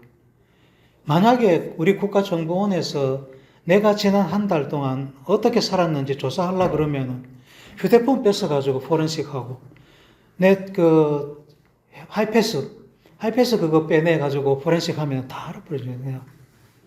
이제는 뭐 비밀이 없어져. 그러고 뇌과학도 발달해가지고요. 지 아무리 거짓말 하려고 그래도 거짓말 탐지기 필요 없어요. 그 CT 촬영이나 아니면 fMRI 촬영 한 대 넣어놓고 질문해갖고 내 활성 일어나는 거 보면 거짓말 못해 이제는. 비밀이 없어져서 그게 다 이제 하나의 커넥션이라고 볼 수가 있고 AI 그다음에 사이버 스페이스에서 일한다. 사무실이 필요 없다. 우리 아들내미 같이. 그게 사이버 스페이스에서 만나가 일하는. 이제 그렇게 되는 사회인데 개인적으로 보면은 좋은 점, 편리한 점도 있지만은 고립된다. 전에는 회의를 해도 모여서 했잖아요, 그죠? 경주 캠퍼스에서 서울 회의하러 오라 그럽니다. 여기 공간 쪽에. 오면은 새마을호 타고 타면 4시간 걸리잖아요, 그죠? 찰그닥 그럼 4시간 타고 올라와가지고 여기 가서 회의하면은 10분 만에 끝내버려요. 말 한마디 못하고 끝나는 경우가 허다해요. 예, 그래도 뭐 올라오는 차 타는 재미도 있고 오면 서울도 구경 한번 하고 뭐 이런 것도 재미라면 재미였었는데 이제는 뭐 다 뚝뚝 떨어져가 지자리에서 뭐 이렇게 하니까 고립화 감시받고 있죠. 자, 이런 것들이 한편으로는 스트레스고 외로움이고 걱정이다. 하여간 정신적인 스트레스는 그 어느 시대보다도 더 많지 않을까. 정신병자가 그렇게 많잖아요. 그래서 그 얼마 전에도 보면은 야야야 이거 온나 해가지고 같이 죽자해가지고 죽어보죠. 교사. 그 왜 그렇겠어요? 아날로그 시대였다면은 아마도 뭐 그때도 있었는지 모르겠지만은 아마 그 사람이라 하더라도 동일인이라 하더라도 아마도 그렇게 그런 마음이 안 됐을 거예요. 너무 이거는 뭐 네 건 내 거 뭐 이런 식으로 고립된 상태로 살다 보니까 나를 이렇게 인정해주는 이게 굉장히 필요한데 그런 게 점점 줄어들고 하다 보니까 에라이 하고는 막 그러잖아요. 그러니까 멘탈 스트레스가 엄청나다. 이게 삶이 편리해진 것만큼 어떤 스트레스, 이게 마음적인 스트레스는 더 심해진다. 그래서 그런 것들이 외로움, 걱정, 이걸 만드니까 이거를 완화시켜 줄 수 있는 게 마음 관리잖아요. 우리 불교가 개입할 수 있는 그 공간이랄까 교차점이라는 게 거기서 나타나는 거죠. 줌 미팅, 지금도 수업도 이제 줌으로 하고 있지만은 한편으로는 되게 편합니다. 그죠? 예. 지금 성과 스님 같은 경우는 제 과목을 벌써 3번째 듣는데 그 지리산 자락에 대해서 오시려고 그러면은 진주까지 뭐 차 타고 오셔가지고 거기서 뭐 고속도로인가 도선가 타고 오셔가지고 전철인 KTX인가 타고 오셔가지고 오면은 하루 종일이잖아요. 이제 그런 불편함이 해소되기는 한데 줌 수업을 해보면은 질문을 안 해요. 질문을 잘 안 해요. 여기 대면으로 하면은 질문을 많이 하거든요. 근데 수업이라는 게 사실 그게 굉장히 중요하죠. 어떤 정보를 주고받음에 있어가지고 자기의 의문, 갈증을 풀어주는 게 가까이 있어야지 얘기하기가 쉬우니까 이제 그런데 대면하면 질문을 잘 안 하십니다. 성파스님 여기 계시면 벌써 질문 몇 번 하셨어요. 같이 수업 들은 분들 아시잖아요, 그죠? 근데 여기 계시면 질문 안 해요. 자, 그런 거. 자, 그래서 고립 속에서 우리는 마음 편안한 행복을 찾아야 되는데 어떻게 해야 될까? 스트레스 원인은 우리가 절대로 못 없앱니다. 응? 우리 사회에서 일어나는 어떤 그 현상들을 절대 못 없애거든요. 스트레스를 받지 않는 방법밖에 없어요. 이런 강구를 취하지 않으면, 이런 방안을 취하지 않으면 스트레스를 받게 마련이고, 그러면 괴로워지거든요. 스트레스를 안 받아야 된단 말이에요. 스트레스 안 받으려면은 좀 그렇지만은 냅둬야 돼요. 내버려둬야 돼요. 냅둬. 이게 출리잖아요. 놔두라는 거거든요. 불교에서 가르치는 핵심, 출리예요, 놔두라. 내려놔라. 내 관점에서 판단하지 말고 있는 대로 놔두라.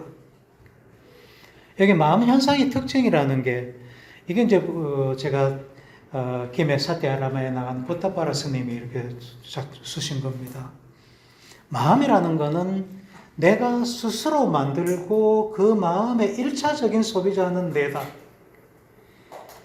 중요한 거는 생산과 소비를 분리할 수 없다.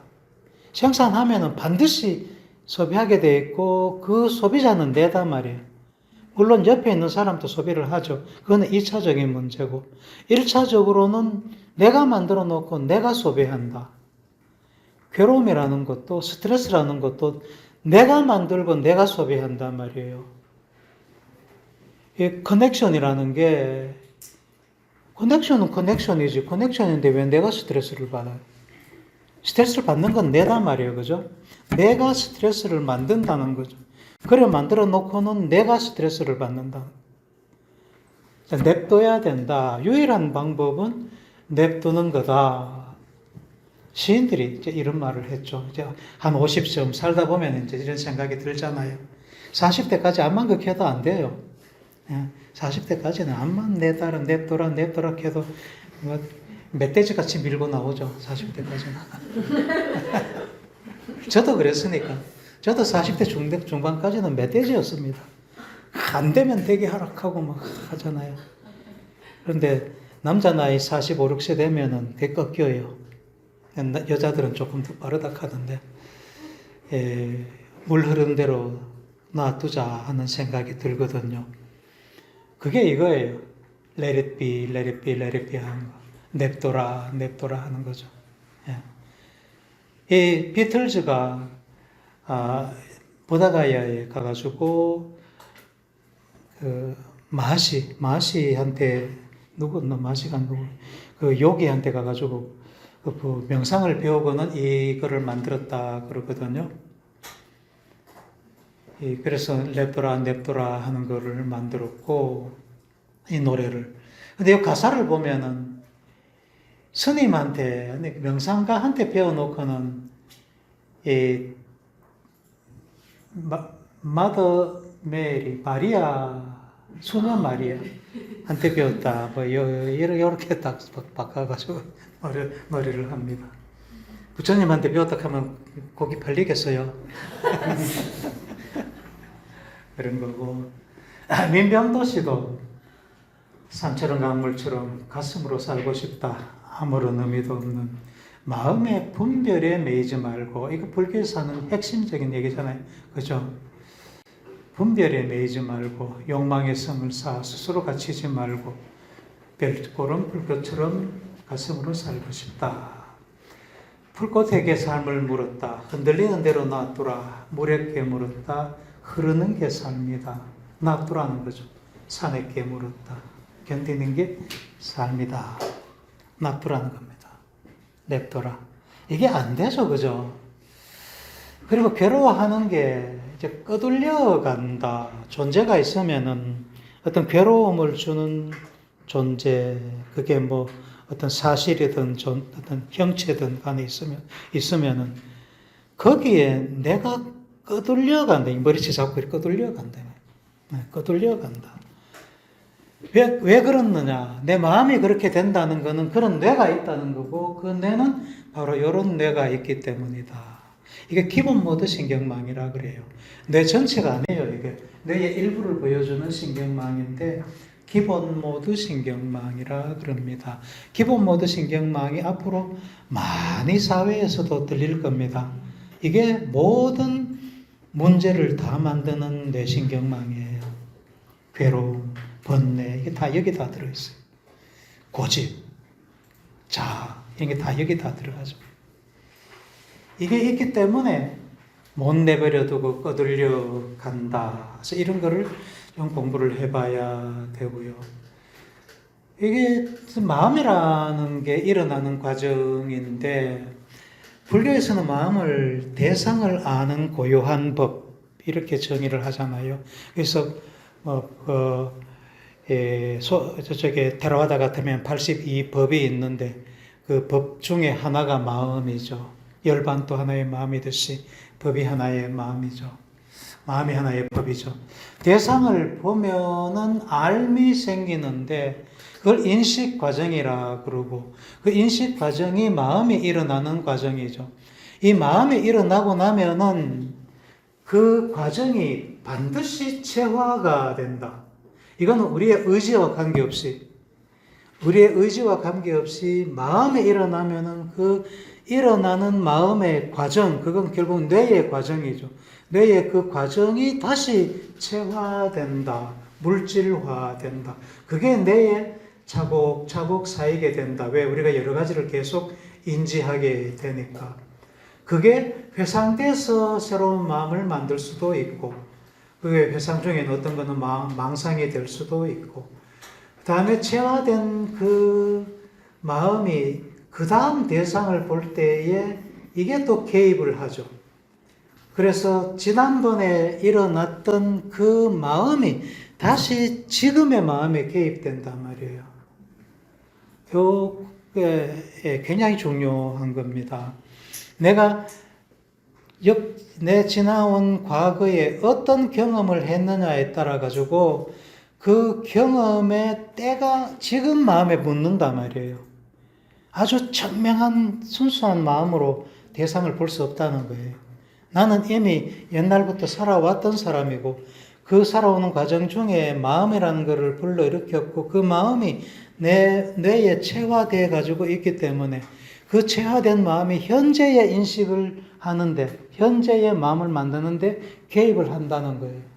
그래서 번뇌가 끼어들지 않을 수 없다는 거예요. 평상시에 우리의 삶이 번뇌로 찌든 삶이었기 때문에 번뇌가 항상 끼어든다. 번뇌가 끼어드는 게 그래서 인식 과정에 끼어들기 때문에 번뇌로 찌든 마음이 일어나고 그게 또다시 체화가 되고 이게 아주 불행한 그 회전을 계속하는 거예요. 비셔스 사이클을 계속하는 거예요. 우리 마음에 인식이 일어나는 게 이제 이렇게 일어납니다. 그래서 우리 범부의 마음이라는 건 항상 탄짐씨가 끼어든 마음이고 그게 그렇게 해서 그런 마음을 일으켰기 때문에 그게 체화되고 그게 다시 또 불러일으키는데 또 끼어들고 이런 게 쳇바퀴 돌듯이 이렇게 한다. 그래서 이 번뇌를 수행을 해서 제거하지 않는 한 있는 그대로 보는 것은 불가능해요. 수행을 해가지고 저거를 제거하는 것만큼 있는 그대로 보는 거에 가까운 마음을 낼 따름이지. 그래서 저거를 100% 제거해야지. 저게 이제 깨달음을 얻은 마음이라 그러잖아요. 깨달음을 얻어가 저 단천치를 제거를 해야지만 있는 그대로 볼 수가 있다. 냅둘 수가 있다는 거죠. 그래서 수행을 하는 필요성이 거기서 나온다. 저런 인식 과정을 17찰나설 이런 걸 통해 가지고 조금 더 자세히 볼 거고요. 그래서 안 거들려 가야 되는데 거들려 가는 뇌가 있기 때문에 거들려 가는 거고 안 거들려 가는 뇌를 만들어야 된다. 거들려 가는 뇌고 예, 이 기본 모드 신경망은 끄들려가는 뇌고, 머리채를 잡혀가지고 끄들려가는 뇌고, 안 끄들려가려고 버티는 뇌가 이 뇌예요. 알아차림하는 뇌, 인지조절 신경망이라고 하는데 이겁니다. 그래서 이런 거를 공부를 해야 됩니다. 예, 안 끄들려 가려면 얘가 얘보다 더 강해야 돼요. 그래서 얘는 뭔가 하는 거를 공부를 해보게 되는 거고요. 기본 모드 신경망이 이제 뭐 이렇게 그려볼 수도 있고, 실제로 fMRI로 사진을 찍어 보면은 활성이 일어나는 게 이제 이렇게 볼 수가 있고, 이 앞부분이 이 부분입니다. 이 앞부분이고요. 이런 거를 공부를 합니다. 그래서 어떻게 하면은 내버려 둘 수가 있나? 알아차림하면은 내버려 둘 수가 있더라. 이 괴로움에 끌려다니는데 벗어나는 방법은 알아차림 한 가지밖에 없더라. 부처님이 그래서 알아차림 수행을 한 겁니다. 사티 수행을 하셨잖아요. 그죠? 부처님이. 아나파나사티 수행. 들숨 날숨 호흡 알아차림 수행을 하셔가지고 그 깨달음을 얻으셨잖아요. 저는 그래서 이거를 알아차림을 드론이라고 비유를 합니다. 내 마음을 알려주는 드론.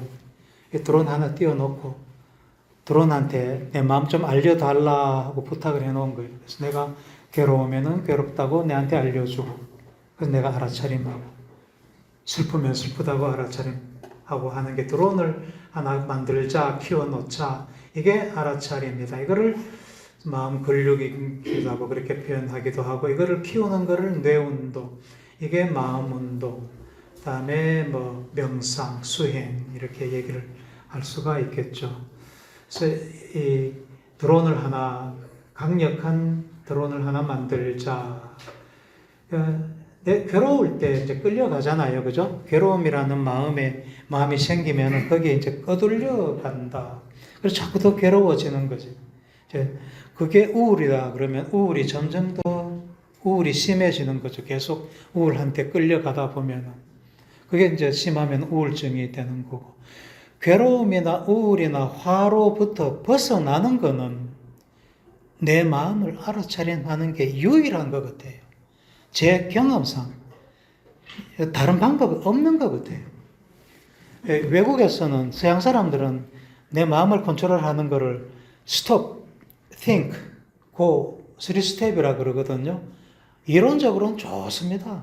내 마음이 화가 나는 걸 스톱하고, 다음에 의아할까 생각하고, 다음에 뭐 어떻게 해라. stop, think, go 이렇게 하는데 스톱이 돼야 말이죠. 스톱 돼야 말이죠. 화 나는데 스톱 됩니까? 스톱 안 됩니다. 스톱.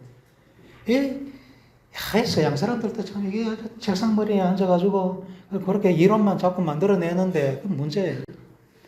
그렇지만 부처님은 이거를 딱 간파를 한 거죠. 내가 화가 났다는 거를 딱 알아차림하는 순간 스톱 되죠. 그죠? 스톱하는 유일한 방법. 그래서 알아차림, 사티 파워를 키우는 아나파나사티 수행을 하신 거라. 저도 이거를 실감합니다.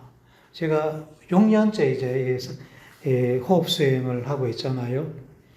나름 열심히 하기 때문에 저도 내 마음에 변화가 일어나는 거 금방금방 이제 알아차림이 돼요. 이게 뭐 어느 화라든 화가 가장 대표적인 거고 우울한 게 가장 또 대표적인 거지만 그것뿐만 아니고 사회생활을 하다 보면 친구들하고 어떤 생활을 하다가 보면은 친구의 마음까지도 제가 왜 저럴까 금방 뭔가 이렇게 친구가 뭐라 그런다고 해가지고 화가 나는 게 아니고 왜 저럴까 하고 그 친구의 마음이 알아차림 되는 게 뭐 더 빨리 나타난다는 거예요. 그렇게 되면은 모든 게 많은 게 잘 컨트롤 되거든요. 사회생활이. 화가 바로 부룩하고 올라오는데 이게 0.25초 만에 화가 터진다 그럽니다. 화내자, 걔가 화낸 사람 없죠, 그죠? 화는 부룩하고 터집니다. 근데 그 짧은 시간 동안에 내가 알아차려야 되고 스톱해야 되니까 스톱은 이건 뭐 문제가 아니에요. 알아차리면 되면 스톱 되니까. 그러려고 하면 파워를 사티 파워, 알아차림 파워를 키워야 된다. 저는 그 단계까지는 와 있는 것 같아요. 빨리 알아차릴수록 좋은데 저도 굉장히 빨리 알아차리면 되는 것 같아요. 근데 화 자체가 안 나야 되는 게 이제 깨달음에 다다른 거죠. 그죠? 탐진치 번뇌의 불길이 꺼진 것을 니빠나라고 그러잖아요. 열반이라고 그런다 그러잖아요. 열반이라는 것은 탐진치 번뇌의 불길이 꺼진 것이다. 그렇게 정의를 하잖아요. 화가 안 나면은 정말 그 열반의 마음, 그게 참 함이 없는 함이라 그러잖아요. 그죠? 이 업을 짓지 않는 함. 그런 단계에 들어가는 게 우리 이제 최상의 목표고, 자, 그건 목표고, 그러려고 하면 뭐, 스님들 같이 이제 저렇게 딱 작정하고 사찰에 가셔가지고 이제 공부를 하셔야 되는 거고, 그래도 뭐 안 돼가지고 막 괴로워하시고 그러잖아요. 그죠? 그런데 일반 제가자들이 뭐, 물론 꿈은 원대하게 가져야 되겠지만은, 뭐, 그까지 안 되는 거는 뭐, 할 수 없고, 그래도 저같이 이런 정도의 사티 레벨만 올라와도 정말 좀 마음이 편하고 좋아요. 어디 가보면은, 야, 저 동안이 저렇게 마음이 편해 보인다. 얼굴색이 저렇게 좋다. 이런 얘기를 좀 요즘 많이 들어요. 사티 아라마에 가면은. 다시 젊어진다 그러고. 그냥 입에 바른 소리가 아니에요. 진짜로 그렇게 느껴지나 봐요. 한 번은 분상을 갔는데, 이 친구가 집안에 상을 당해가지고 내가 문상을 갔는데, 내 혼자 있었어요. 상주가 나를 한참 많이 쳐다보더라고요. 나 일마이고 왜 이러나 싶어서. 일마이고 왜 나를 이렇게 많이 쳐다보는지. 내가 안 물었어요. 왜 그렇게 쳐다보는지. 근데 좀 이따 하는 얘기가, 야, 니 참 편해 보인다 이러더라고요. 그게 내가 변한 것 같아요. 전에는 많은 사람들이 내보고 니 골랬나 이랬어요. 골랬는 게 뭔지 알아요? 화났나 이래요. 화났나. 근데 표정이 조금 그런 표정이었어요. 사실은. 웃지 않는 한뭐가 화난 것 같은, 불만인 것 같은 그런 얼굴이었었는데 바뀐 거 맞는 것 같아요. 실제로 마음이 편하니까 마음이 참 편해요. 그래서 떨어지는 거는, 끌려다니지 않는 거는 이렇게 탁 잡아 당기는 게 사티라고 보면 이 사티 힘을 키우는 게 유일하다. 그런 거예요. 그래서 사티를 해야 된다. 수행을 해야 된다는 거고요. 바르게 설명했고요. 자, 이게 부처님이 운나바 브라만한테 마음 공간을 설명하는 겁니다. 오감각 기능은 의근, 만호에 의지하고 관리를 받고, 만호는 사띠의 관리를 받고, 사띠는 해탈, 비무띠의 관리를 받고, 비무띠는 니빠나의 관리를 받는다. 이 마음 공간에서 일어나는 그 과정, 이 과정을 이렇게 정확하게 설명한 거예요. 이게 마음 공간이라 치면은, 이게 전체가 마음 공간이면은, 마음 공간이 어떤 대상을 마음 공간에 불러들여가지고 마음을 일으키잖아요. 이 오감이 얘네들을 불러들여오고, 그 불려들어온 거를 의근이 포섭하면은 의식이 되는 거고, 의식을 의식하는 게 사띠고, 그 위로 이제 반야, 비무띠, 열반이 있다고 보고요. 이 차례차례대로 마음 층계가 있다. 이거를 설명하는 게 위에 이거예요. 부처님이 마음과학자였다는 걸 제가 이래서 이 세상에 존재했던 그 누구보다가도 훌륭했던, 지금 뭐 과학자들까지 다 포함해가지고 이런 그 훌륭한 대과학자였다, 마음과학자였다 이렇게 얘기를 하죠. 그리고 이거를 설명하는 게 이 경이 설명이 안 돼가지고 이게 무슨 뜻인지 이해를 못 하는 거예요. 일반적인 뇌과학을 모르는 사람들은. 그래서 이게 때문에 왈가왈부하고 많이 그렇습니다. 인터넷에 한번 찾아보세요. 이게 정확하게 설명이 되는가. 저는 이걸 딱 보면 이게 이렇구나 하고 이게 감이 딱 잡히거든요. 뇌과학자가 불교에 기여할 수 있다는 부분 이런 데서 굉장히 큰 포인트인 것 같아요. 이거는 사기 수행인데 넘어가겠습니다. 넘어가고 스트레스 반응이라는 거를 우리 모든 게 이제 3차 산업 시대에 스트레스를 많이 받잖아요. 이거가 스트레스 반응이라는 게 뭔지 스트레스를 받으면은 호르몬 계통으로 신경 계통으로 스트레스 호르몬이 분비가 됩니다. 스트레스 호르몬이 분비가 되면은 여러 가지 몸에 안 좋은 그런 해로운 그런 정신적인 것뿐만 아니라 실제로 육체적인 그런 해로움도 동반을 하죠. 정신하고 면역 정신하고 그 호르몬 계통하고 면역 계통이 하나로 통합돼서 이렇게 작동을 합니다. 그래서 면역학, 그다음에 뇌분비학, 엔도크리널러지, 이뮤널러지, 뉴로바이올로지, 뉴로사이언스, 사이콜로지 이런 게 다 따로따로 공부가 되기는 하지만 실제로는 이게 다 통합돼가 하나로 돌아가거든요. 그래서 말이 좀 길지만 사이코뉴로 엔도크리노 이뮤놀로지다 이런 말을 씁니다. 이게 한 단위가 돼가 돌아가기 때문에 이런 공부를 조금 자세하게 좀 할 겁니다. 그리고 고독이라는 거를 만들어내는 신경뇌 구조가 뭔지, 명상은 그 구조를 어떻게 바꿀 수가 있는지, 불안 마찬가지. 불안은 뇌의 어떤 구조가 불안을 만들어내는지, 그를 완화할 수 있는 그 수행은 어떻게 완화하는지 이런 거를 좀 자세하게 할 거고요. 그 뇌를 바꾸는다는 얘기죠, 그죠? 뇌를 바꾸는다는 건데, 바꾸는 거는 뇌가 역동적으로 변하기 때문에 바뀝니다. 그거를 가소성이라 그래요. 변할 수 있는 성질, 가소성이라 그럽니다. 이런 거를 자세하게 공부를 할 거고, 뇌가 정말 복잡합니다.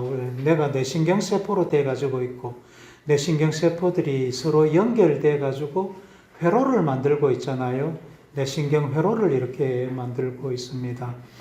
이 회로가 바뀐다는 얘기고, 우리 뇌에 전체적으로 보면은 보통 한 1,000억 개라 그럽니다. 신경세포가 있고, 대뇌피질에만 한 15억 개 정도의, 한 150억 개 정도의 신경세포가 있고, 얘네들이 연결돼서 만드는 회로의 길이가 이만큼 깁니다.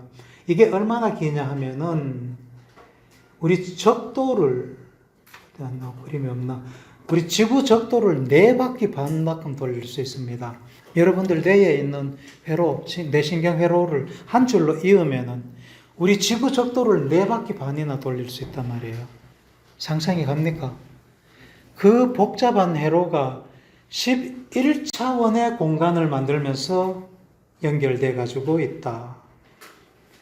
이만큼 복잡하기 때문에 우주만큼 복잡하다.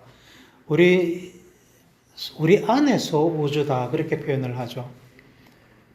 정말 복잡해서 뇌를 다 이해하기는 이거는 저는 불가능하다고 봅니다.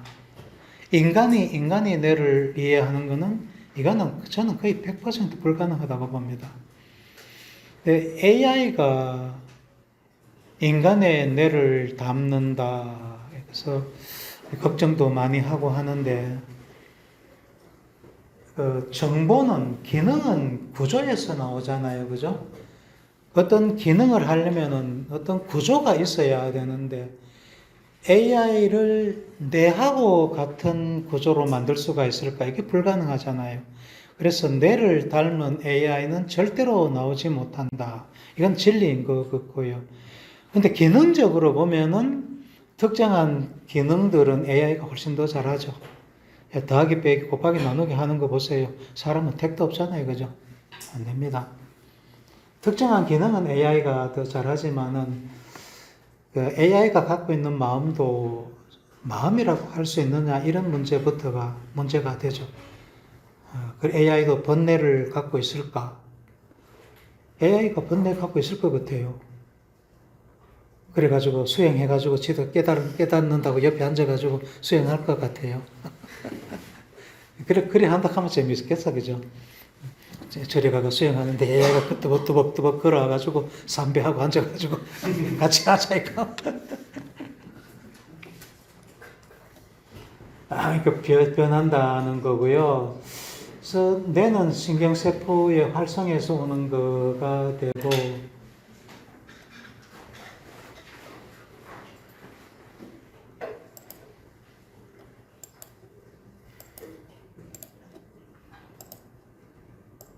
동영상인데 안 돌아가네요. 나중에 보도록 하겠습니다. 이건 한번 봅니다. 쥐가 어떤 행동을 하는지 한번 봅니다.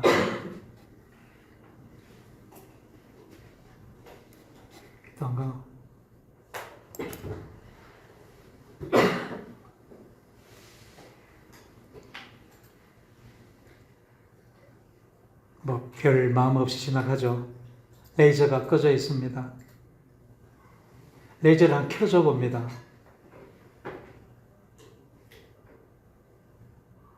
아까하고 뭐가 다르죠, 그죠? 뭐가 화가 난 것 같이 공격하는 마음이 나옵니다, 그죠? 새로운 마음이 나왔다는 거잖아요. 예, 좀 이따 보면은 조그만한 그 모자도 막 달라듭니다. 사실은 모자에 아무 관심이 없는데 레이저를 켜주면 뭐가 화가 난 듯이 달라듭니다. 레이저를 켜주면 어떻게 되느냐면은 편도체라는 뇌 구조가 활성화되도록 그렇게 만들어 놨습니다. 그래서 편도체를 활성화시키니까 화라는 마음이 나오더라. 그래서 마음이라는 게 뇌의 활성에서 나온다는 것을 잘 보여주죠. 그래서 뇌의 어떤 부위를 활성을 시키면은 거기에 해당되는 마음이 나온다. 행복을 불러일으키는 부분을 활성화시키면은 행복한 마음이 나오고, 슬픔을 만들어내는 부위를 활성화시키면은 슬픈 마음이 나오고 이렇다는 거예요. 내가 마음을 만든다는 것을 보여주는 거고요. 다음 알아차림을 하고 수행을 하면, 크게 봤을 때 수행이나 명상을 하면은 병원비가 덜 든다. 나이가 들수록 65세 이상만 따로 빼갖고 조사해 보면은 확실히 덜 든다. 젊을 때는 건강하니까, 원초적으로 건강하니까 수행해봐야 그 차이가 거의 잘 안 나타나겠죠. 단지 이제 어텐션 하는, 집중하고 하는 거는 확실히 달라집니다. 그렇지만 전체적인 건강 상태, 이런 거, 병원에 가고 하는 이런 거는 별 차이가 없어요. 나이가 들면은, 이거는 65세 이상만 따로 뽑은 거거든요. 65세 이상 되면은, 아직까지도, 요즘은 65세 되면은, 70대도 청춘이라 그러잖아요. 적어도 75세쯤 돼야지 이제, 나이가 들었다는 표가 나는 것 같고 병원에 들락날락 하는 것 같은데 80세 이상만 따로 모으면 이거 완전 이렇게 꺾어져 볼 거예요. 이거. 그죠? 나이가 들수록 병원에 들어가더라, 건강에 좋더라 하는 거예요. 정신적인 측면에서는 특히 걱정, 우울 이런 데는 효과가 탁월합니다. 보면 여러 가지 정신적인데 다 효과가 있는 걸로 나타납니다. 이거는 다른 데서 조사한 거고요. 그리고 후성유전이라는 거가 요즘 대두되고 있는데, 나의 삶의 모든 것이 내 유전자를 물들입니다. 나의 삶의 모든 것이, 하나도 빼놓을 것 없이 모든 것이 유전자를 물들인다는 것은 조금 이렇게 터치를 한다 그럴까, 변화시킨다 그럴까. 유전자 염기 ATCC는 안 바꿨는데 그 유전자가 단백질로 만들어지는 그 표현 과정을 조절을 한단 말이에요. 이 삶이 그거를 다 조절합니다. 그렇게 바꾸는 그 현상을 후생유전이라 그래요. 후성유전. 태어나서 유전자 표현을 바꾼다. 그래서 후성유전이라 그러는데, 후성유전을 이게 많이 일어나면은 유전자 표현이 안 돼가 사람이 죽습니다. 근데 수행을 하면은 그 후성 유전 속도가 늘어지더라 하는 거, 건강에 좋다, 오래 산다, 그런 게 지금 잘 밝혀져 가지고 있습니다. 그 연구를 한 게 뭐 이 연구들이고요. 그래서 이런 것도 여기 항체 많이 만들어지고, 이 수행하는 삶 살면 항체 많이 만들어지고, 바이러스에 대항하는 유전자 많이 만들어지고, 단백질 많이 만들어지고, 염증은 별로 안 만들어지고, 반면에 쾌락적인 행복을 추구한 사람은 항체는 덜 만들어지고 염증은 더 많이 만들어지고, 예, 수행하는 삶을 살아야 되겠다. 이게 제가 나가는 김의 사티 아람마입니다. 저들은 이 수행하는 거를 최고의 덕목으로 하고 하여간 수행하라 그러고 있습니다.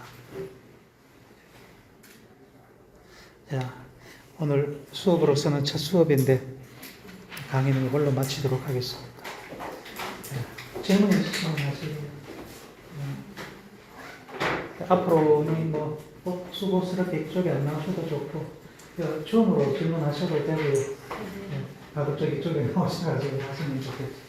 구성 유전자에 후성 유전요.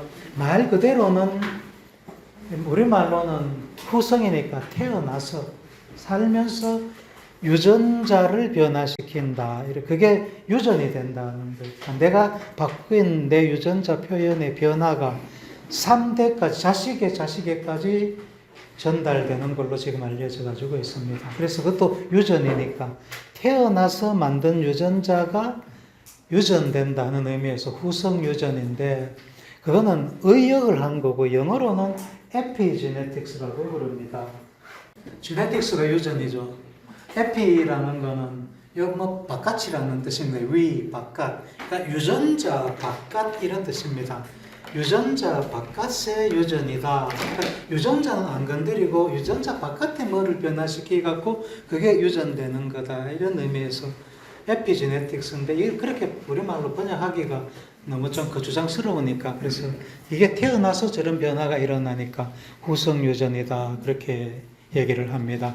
이게 어떤 유전자를 잘 표현시킬 수도 있고 대개는 표현 안 되게 하는 쪽으로 갑니다. 그래서 유전자들이 우리 삶에 실제로 세포에서 일하는 거는 유전자, 단백질이 일하잖아요. 그죠? 유전자에서부터 단백질로 만들어져야 되는데 그 만들어지는 과정을 이 후성 유전이 변화시켜 가지고 조절을 한다는 거죠.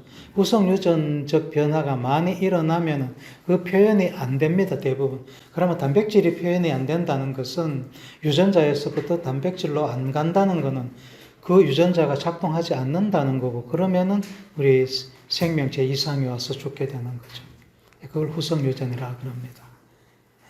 저런 것도 다뤄보는 시간이 모르겠습니다. 있을 수 있으면 좋겠네요. 한 가지 더, 진화론하고는 진화론이요? 제가 알고 있는 상식하고는 예. 구성 유전자하고는 그 한 대에서 구성 유전자가 자기 자신에게 예. 작용하는 것은 그 진화론적으로는 예, 이해가 되는데, 그게 구성까지 그 인류제가 제가 생각하기에는 그렇죠. 이게 진화, 진화에서 이게 유전이 된다는 것은 예. 돌연변이가 유전된다. 그래서 진화는 돌연변이가 쌓여서 진화가 일어난다. 이제 그렇게 알아져 왔지요. 그게 정설이고요. 그래서 획득 형질은 유전되지 않는다. 라마르크의 획득 형질은 유전되지 않는다. 그게 틀렸다고 여태까지 그렇게 치부되어 왔잖아요. 그게 요즘 다시 살아나는 거죠. 획득 형질도 유전된다. 에피제네틱스. 바뀌는 거죠. 질문이 더 이상 없으시면 오늘 마치도록 하겠습니다. 다음 주에 뵙겠습니다.